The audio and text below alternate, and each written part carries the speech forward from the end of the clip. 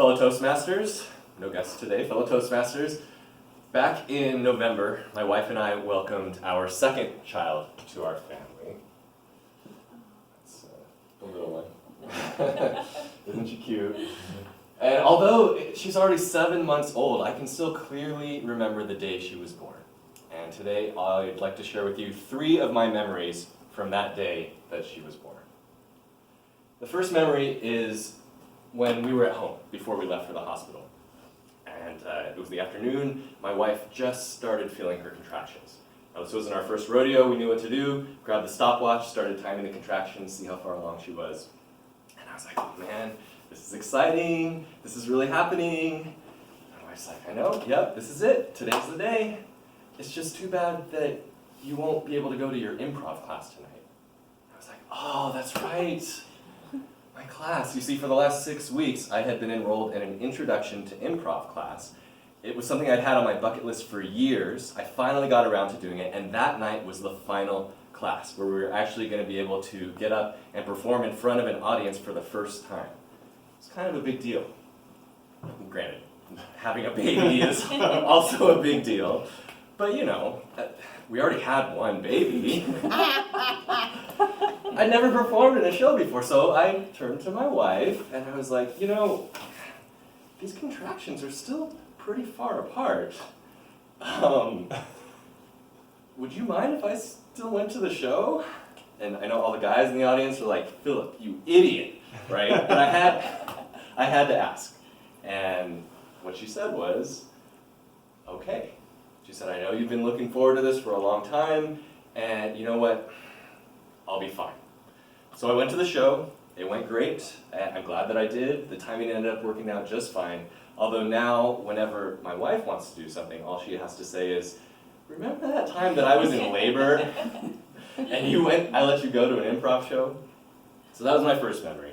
The second memory is when we were on the way to the hospital. Now, we live in Roseville, but our hospital is in Davis, so it's about a 45-minute drive. At this point, it's nighttime, and we're driving there. My wife's contractions are getting closer and closer together and more intense, and the whole time I'm just thinking, please don't have this baby on the side of the road. Oh God, please don't have this baby on the side of the road. We're about halfway there, and she goes, oh no.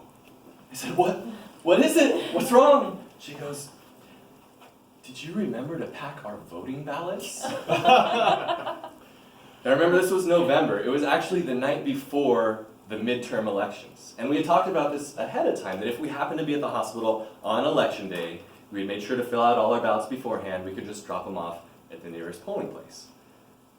But still, this is where your head's at right now. You are in labor, and you're worried about whether or not the Democrats can retake a majority in Congress? I mean, come on. Oh, and for the record, the answer was yes. I had remembered to bring the ballots. So for all of you who were thinking I'm some kind of deadbeat husband, abandoning my wife for improv class, at least I remembered to pack the ballots. So the third memory is what happened at the hospital. So we got there fine, we delivered the baby, had this beautiful baby girl. I mean beautiful in the classic sense, you know, slimy, purple, shriveled up, this weird sloped forehead like some kind of alien creature, just adorable. And the nurse comes over and asks us, what's the baby's name? And we said, name? Can we get back to you on that? Now, it's not that we had forgotten to think up a name, we actually had a name. We had agreed on a name months before. We really loved the name Celeste. And we liked it so much that we started telling people the name. And therein lied the problem. Because at my birthday party, a couple months before the due date, we'd all been drinking a little bit, and my brother-in-law comes up to me, LJ, comes up and says, Philip, I'm so excited for you guys. You're such great parents.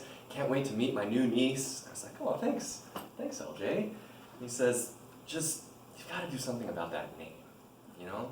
Celeste sounds like molest. Kids can be so cool these days, you know? I was like, thanks, LJ, for that very blunt feedback. We will think about it. And the sad thing is, we did think about it. LJ had totally gotten into our heads, and we went back to the drawing board, came up with a couple alternate names that we agreed on, but we were never 100% on. So when it came time to deliver the baby, we had nothing. The nurse said, that's fine, we can give you 24 hours. And in the meantime, on all the paperwork, for where it said name, she just wrote baby girl Williams. I saw that and was like, oh man, now we have to come up with a name. If we don't, she's gonna be stuck for the rest of her life as baby girl Williams. So we got it together and made a decision, which was to name her Celeste. We were like, that's the name we were sure about. It was the name in our hearts. You know, we never should have let LJ talk us out of it. So now, on her official birth certificate, first name, middle, last, it's Celeste, screw you LJ Williams. In summary, those are my 3 memories from the day that Celeste was born. From the improv show, to the voting ballots, to coming up with her name at the last second. So grateful that we had this opportunity, and now we have this healthy, beautiful baby girl to show for it.